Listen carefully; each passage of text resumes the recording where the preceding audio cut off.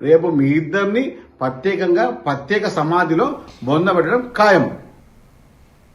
తెలంగాణ ఉద్యమంలో కీలక పాత్ర పోషించిన కళాకారులకు తెలంగాణ జాగృతి సంపూర్ణ మద్దతు ఉంటుందని జాగృతి అధ్యక్షురాలు కల్వకుంట్ల కవిత స్పష్టం చేశారు. ఉద్యమ కాలంలో తెలంగాణ సంస్కృతి, ఉద్యమ ఆత్మను ప్రజల్లోకి తీసుకువెళ్లిన కళాకారులను ప్రభుత్వం విస్మరించడం బాధాకరమన్నారు.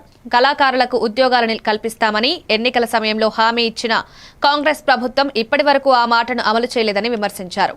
ఉపన్యాసాలు, ప్రకటనలకే పరిమితమవుతున్న ప్రభుత్వం వాస్తవంగా ఉద్యోగాలు ఇవ్వడంలో పూర్తిగా విఫలమైందని ఆరోపించారు. ఇందిరా పార్క్ వద్ద కళాకారులు పెద్ద ఎత్తున ధర్నా నిర్వహిస్తుండగా ఆ ఉద్యమానికి తెలంగాణ జాగృతి సంపూర్ణ సంఘీభావంగా పాల్గొంటుందని తెలిపారు. ఇంకా రావాల్సిన ఉద్యోగాల గురించి పోరాటం చేస్తా ఉన్నారు. ఈ పోరాటానికి తెలంగాణ జాగృతి సంపూర్ణంగా మద్దతిస్తుందని తెలంగాణ రావడంలో ప్రధాన పాత్ర పోషించినటువంటి కళాకారులకు ఖచ్చితంగా మేము అండగా ఉంటాం. కళాకారులకు ఉద్యోగం ఇస్తాం అనేటటువంటి మాట కాంగ్రెస్ పెద్దలు పదే చెప్పడం జరిగింది. చెప్పి 2 సంవత్సరాలుగా అపాయింట్మెంట్ ఇవ్వకుండా ఇబ్బంది పెట్టడం, కళాకారులు అనేటటువంటి కనీస గౌరవం లేకుండా మరి ఎప్పటికప్పుడు ఊకదంపుడు ఉపన్యాసాలు తప్పితే ఉద్యోగాలు ఇవ్వనటువంటి సందర్భాన్ని గమనిస్తున్నాం. కాబట్టి ఇందిరా పార్క్ దగ్గర పెద్ద ఎత్తున మన కళాకారులందరూ కూడా ధర్నా చేయబోతా ఉన్నారు. ఆ ధర్నాలో కూడా జాగృతి పాల్గొంటుంది.